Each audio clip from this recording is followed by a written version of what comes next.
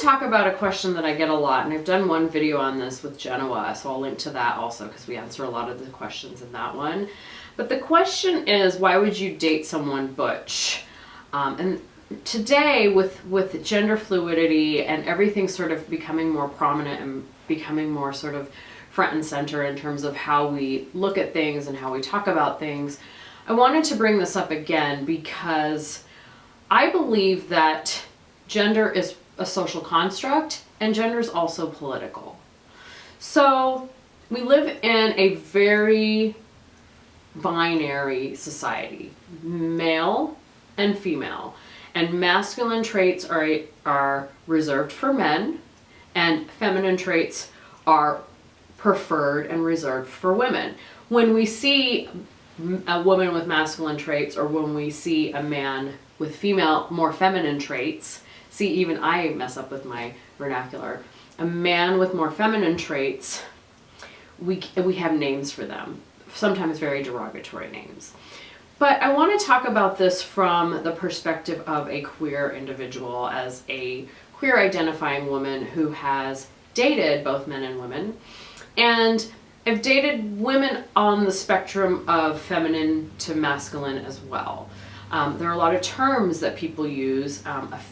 A woman may identify as a femme.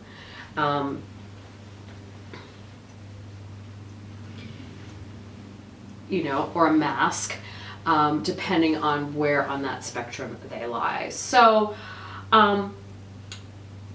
when you date a butch woman and they wonder why not just date a man, because dating a masculine man is very different than dating a masculine woman.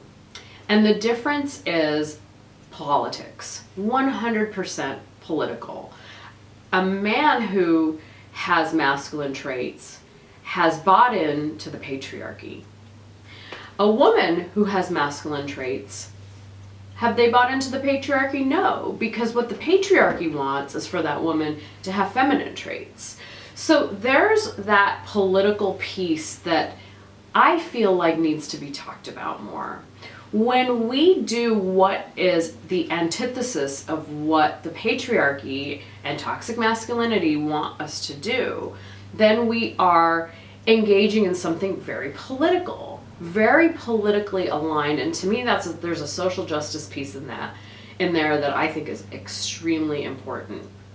So if I'm to date a man that has more feminine traits or a woman that has more masculine traits, it is 100% political. And there's something really, really hot about that for me. So that's kind of what I wanted to talk about in this video, is the reason that some of this, like the non-gender conforming behavior and expression can be so great, so profoundly arousing, because there's something deeply political about it. And when I say political, and I talk about this in my Pleasure is Our Birthright video, we are reclaiming something that they've taken from us. And this kind of, I want to piggyback the idea of toxic masculinity on. I've had clients, men, different people tell me that toxic masculinity, they get really offended when I use that term. And maybe a better term is the patriarchy, because we're all affected by it. It doesn't mean that men are toxic. It just means that there's this idea that men need to be masculine, women need to be feminine, right? Women must own femininity, men must own masculinity. That is the definition of toxic masculinity. You can call it toxic femininity, you can call it the patriarchy, you can even call it capitalism or white supremacy. It's all kind of tied into the same thing. So I think the main thing I want to just talk about is the awareness around it. And for me, that awareness is key. And you don't have to necessarily live it to be aware of it. I think the harder part for me is the lack of awareness, and people that are living the lack of awareness version. In other words, they're practicing toxic masculinity. They're working really hard without any acknowledgement of the fact that there's a capitalistic society behind us.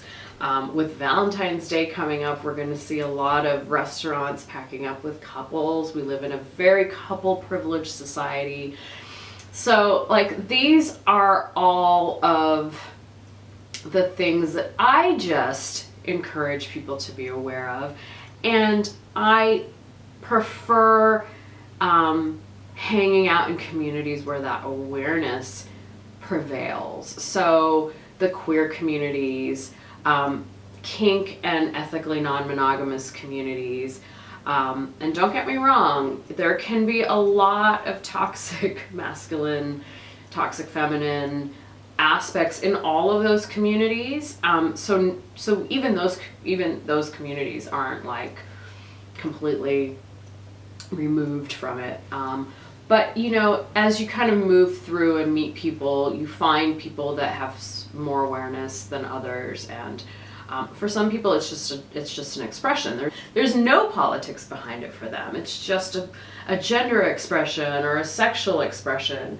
But for me, there's always been a political piece to it that was really, really important growing up in a very homogenous, I grew up in a very homogenous suburb of California where everyone was white and blonde and girls wore this and boys wore this and played football. It was, so I grew up like that for a really long time. So as a teenager, when I started to meet people from the gay community outside of my little bubble, that's when like my life exploded and I was able to feel accepted, and then also start to sort of like lean into these ideas and concepts that aren't fed to us on television or the media. These concepts are outside of what we consider to be the normative here in our culture. And while they're outside of this normative, they're outside over here, they're on the fringe, they're actually normal expressions of human sexuality, of human nature. And so the fact that they lay outside of this very narrow normative has always been really important to me, because this narrow normative doesn't leave room for most of us. This narrow normative pushes us all in to this very, very confined lines and ways of being. And it's really, really difficult to maneuver. It's really, really difficult. And we have a lot of people struggling with their sexuality, struggling with their gender, struggling with being monogamous and faithful in a marriage. All of these things are what I work with in my work as a therapist. So this is a long sort of answer to the question, why date a butch when you can date a man? And that's the answer for a lot of women, right? Or for a lot of people that like to date somebody that is masculine presenting, but that doesn't necessarily match the gender that this normative concept believes that they're supposed to fit in. So when you see somebody whose expression is a little bit different than what you've been taught, try to remember that's actually a normal expression that you haven't been conditioned to believe or to know about. So this is the normative, everything outside is the fringe, and those have been erased and have been made invisible.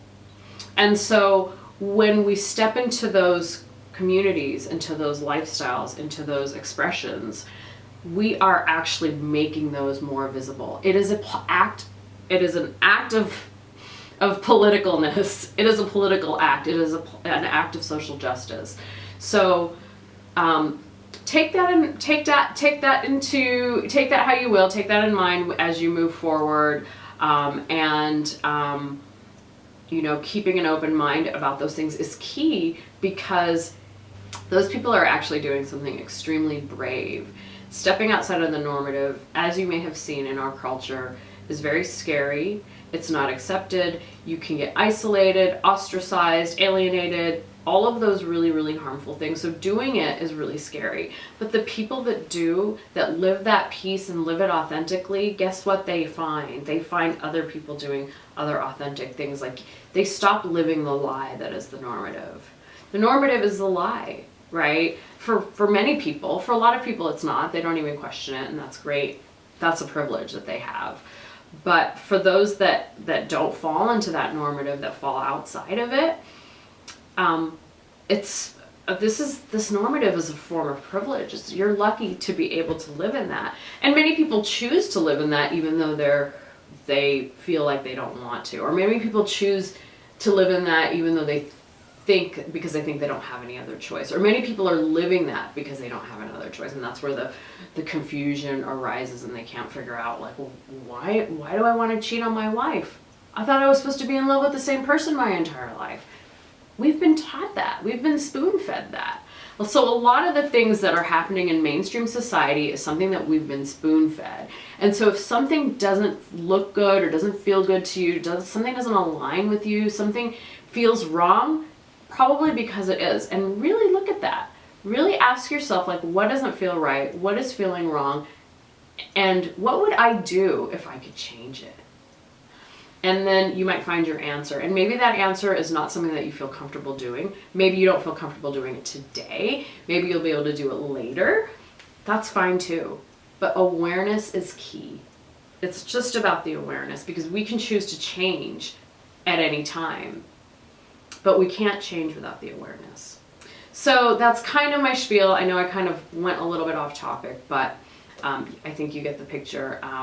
Don't hesitate to email me or ask me questions, and I'll see you soon. Bye.